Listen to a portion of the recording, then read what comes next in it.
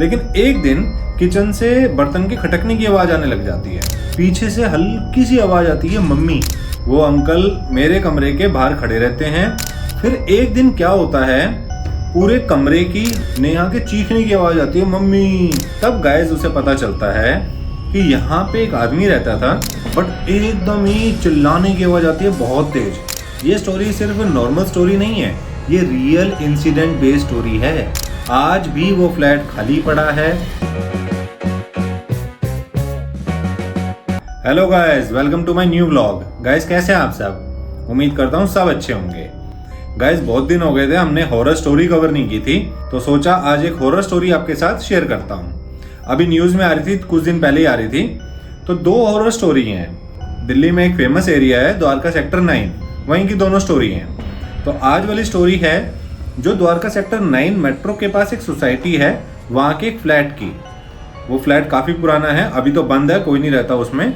But story क्या है guys, उस फ्लैट में ना एक फैमिली रहने जाती है। अब फैमिली में 4 मेंबर हैं, हस्बैंड, वाइफ, बेटा, बेटी। अब इनके नाम रख लेते हैं ताकि हमें स्टोरी में इजी हो जाए।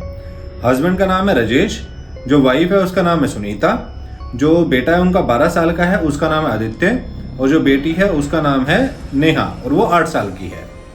अब क्या होता है गाइस, जब ये शिफ्ट हो जाते हैं, रेंट पे रहते हैं वहाँ पे, कुछ दिन तक तो कुछ नहीं होता, सब नॉर्मल चल रहा होता है।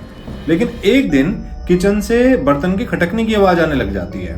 अब देखो, बर्तन के खटकने की आवाज़ आए, वैसी भी आवाज़ आए, हमारी नींद खुली जाती है।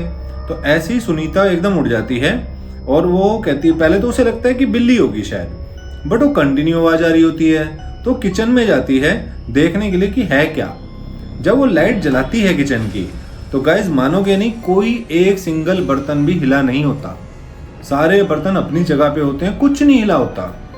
फिर उसके एक बार तो मन में आता ही है कि शायद ये भ्रम था। और वो जैसी लाइट बंद करने लगी होती है, पीछे से हल्की सी आवाज आती है, मम्मी। गाइस सुनीता के रोंगटे खड़े हो जाते हैं। वो पीछे जैसे ही मुड़ती है, पीछे कोई नहीं होता। तो ये कुछ तो था, लेकिन सुनीता को फिर भी लगता है कि शायद कुछ मैंने सपने में ऐसा देखा होगा जिसकी वजह से मुझे वहम हो रहा है। तो सुनीता लाइट वाइट बंद करके सो जाती है। अब कुछ दिन ठीक चल रहा होता है, नॉर्मल चल रहा होता है, कुछ ऐसा वैसा नहीं होता, तो ये बात भी पुरानी होने लग जाती है।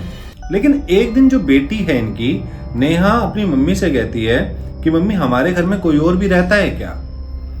अब सुनीता का एक बार वो तो दिमाग घूम जाता है कि ये क्या बोल दिया बच्ची ने। और छोटे बच्चे ज़्यादातर झूठ बोलते नहीं हैं, वो सच बोलते हैं बिल्कुल ही। कहते हैं नहीं बेटा, हम तो खुद हम ही रहते हैं, बस आपके पापा हैं, आपके ब्रदर हैं, बस। फिर नेहा कहती है नहीं मम्मी, एक अंकल और रहते हैं। वो अंकल मेरे कमरे के बाहर खड़े रहते हैं और मुझे बार बार कहते हैं ये मेरा घर है, यहाँ से चले जाओ। अब सुनीता का दिमाग खराब हो जाता है कि ये हो क्या रहा है। अब सुनीता रिलेट करती है कि किचन वाली बात भी कोई वहम नहीं था। तो ये दोनों बातें सुनीता राजेश को बताती है, अपने हस्बैंड को, कि ऐसा ऐसा हुआ। अभी राजेश को तो लगता है कि शायद कुछ वैसे ही है, इनको डाउट आ रहा होगा या कुछ मूवीज वगैरह ऐसी देख ली होगी जिसमें ये चीज़ें देख ली हों। तो फिर भी ऐसे सोचते हैं कि चलो कुछ नहीं हुआ, फिर लाइफ चलने लग जाती है। फिर एक दिन क्या होता है, पूरे कमरे की, हॉल की, सबकी लाइटें ना जल रही होती हैं, बंद हो रही होती हैं। बार बार होता है। ये रात के 2 से 3 बजे के आसपास की बात है। राजेश एकदम उठता है, दिमाग खराब हो जाता है उसका, फटाफट हॉल की तरफ भागता है। देखता है हॉल से ना एक परछाई आगे से निकलती है बड़ी तेजी में। वो पूरे घर में देखता है पर वो दिखता ही नहीं है, बंदा कहाँ से दिखेगा, क्योंकि वो तो बस परछाई थी।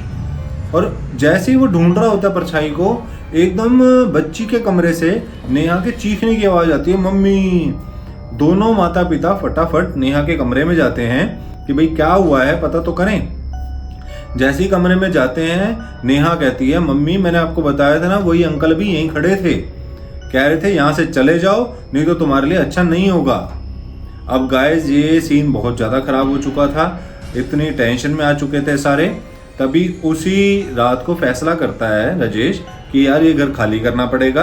तो सबसे पहले वो अगले दिन सोसाइटी के जो नेबर हैं उन सबसे बात करता है कि क्या है ऐसा, हमें लग रहा है ये ऐसा सच में है।